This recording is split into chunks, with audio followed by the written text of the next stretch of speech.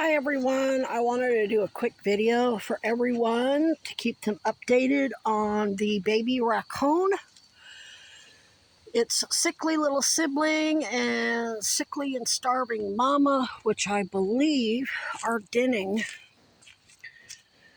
quite possibly in that hollowed out tree.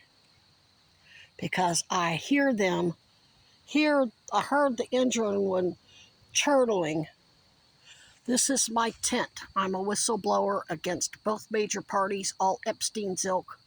I'm not getting paid because my ex-boyfriend is my lawyer-employer. He's one of Epstein's defense attorneys involved in racketeering with officials in both parties. All part of the big COVID scamdemic and predatory health care that's keeping people homeless. They're defrauding the VA funds. It's all a big mess. But anyway, the sheriff's department's investigating, and Governor Hochul has her own independent investigators. I played a role in the Buffalo raid, the FBI raid on Buffalo Mayor Byron Brown, City Hall. He was Cuomo's DNC chair.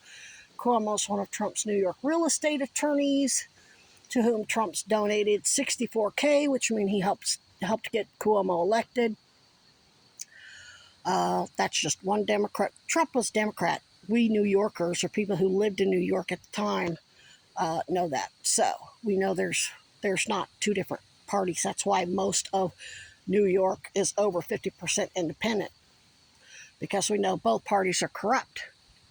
We watch them get fired and forced to resign and see special elections all the time, which is something that's almost unheard of in other states, at least not a regular part of the thing. But this is where they live. Problem is, even though they live right here, they were excluded from the nursery. I heard the attack on that kit by either a coyote or somebody's hunting dog. We have illegal poachers.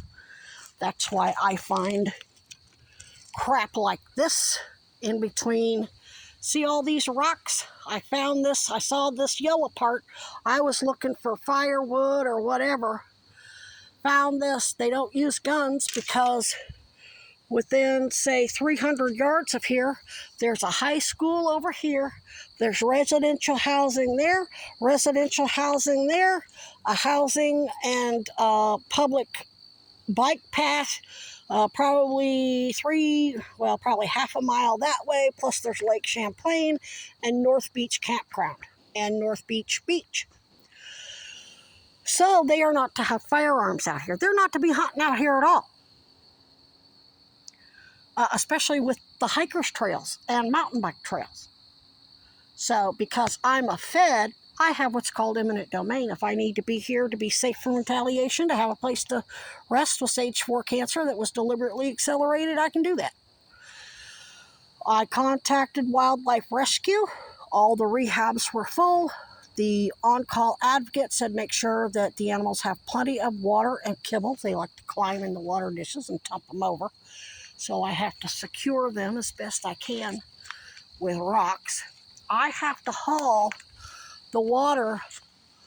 Once you go around this corner, there's a great big hill that starts going very steep down. So when I'm hauling in several pounds of water and 18 pounds of kibble with stage 4 cancer after having multiple heart attacks, I've got nitroglycerin in my bag. It's a lot of work. And it's usually, I have to do that once a week. Now I'm going to have to do it 3-4 times a week. They just went through 18 pounds of kibble in 3 days. So when the sickly ones are now, since I've conditioned them well, they are now the first ones here to eat. They get to eat quite a bit before the other ones show up. But it don't take long for all the other ones to come out of their dens in these rock formations. And the big old fat bulls hog the food from the little sickly ones. And these little guys are so tiny and young, they're not like Squeak and the other ones that when you throw down a piece of kibble, they're all over it and fighting their siblings for it. I can throw out peanut butter infused tortilla right next to it, and it doesn't even realize it's there. It has to sniff around and hunt it can take almost a minute for it to find a peanut butter infused. I would say it's probably about an inch long. I get the 6-inch rounds, spread the peanut butter on it, roll it up, it sticks together nice, and then cut it in half so it's got a little, what you call a peanut butter wrap, basically. The little sick one was right here. Last night, it was with its mama and sibling. It was right here. I threw the peanut butter wrap that had 20 milligrams of powdered doxycycline in it. I would say the wrap landed right here. The animal was right here. It took forever. The other animals had sniffed it out and they were coming up on it. I had to try to run them off so that he'd make sure he got it. So that's how slow they are. And come to find out, fleas and ticks are really hard on these animals. So if you see sickly raccoons, it's probably infested with ticks and fleas. And that is, they get internal infections and parasites, and then it don't matter how much feed them or water them. And they said that doxycycline kills all that internal infection, and they will rebound very quickly. So in order to make that happen, I have to put out enough kibble that the bigger fat bullies are way out over here. I spread it way out over there. They stay over there, and the little mama and kits get special stuff like little pieces of hamburger or hot dog or whatever that is strong enough in smell to attract them here so I can dose them with doxycycline. 100 milligram pill will dose them for 2 days because you have to microdose. You just pull the capsule apart, and then I put the powder in a tiny little Tupperware, not Tupperware, but a plastic container with a sealed lid. And then I use a tiny little, like the tip of a knife to dose it. Yeah, it's 100 milligrams. You break it down into 10 parts.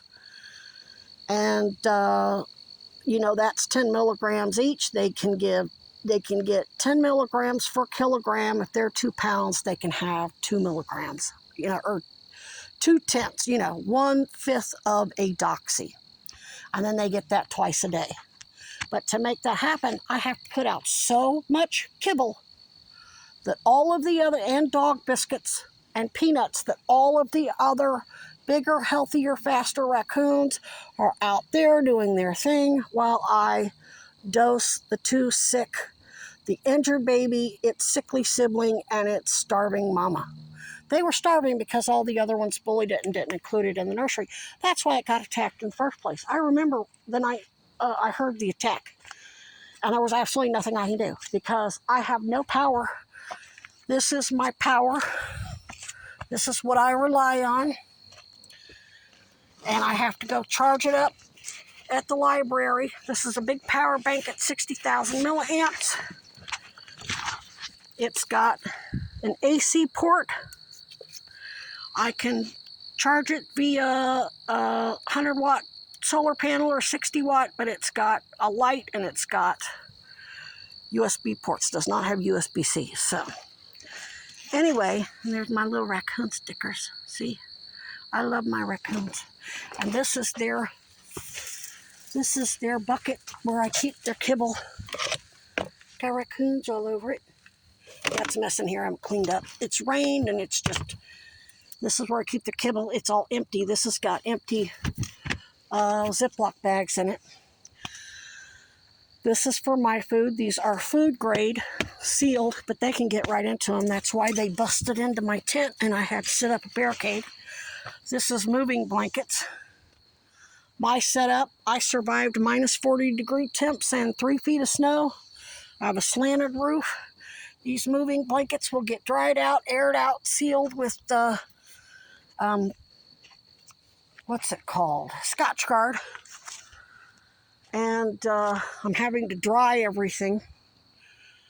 But this tarp needs to be readjusted. We got pounded with rain, so I have to, plus they like to climb up on my roof. That's how they let me know that they're hungry. They climb up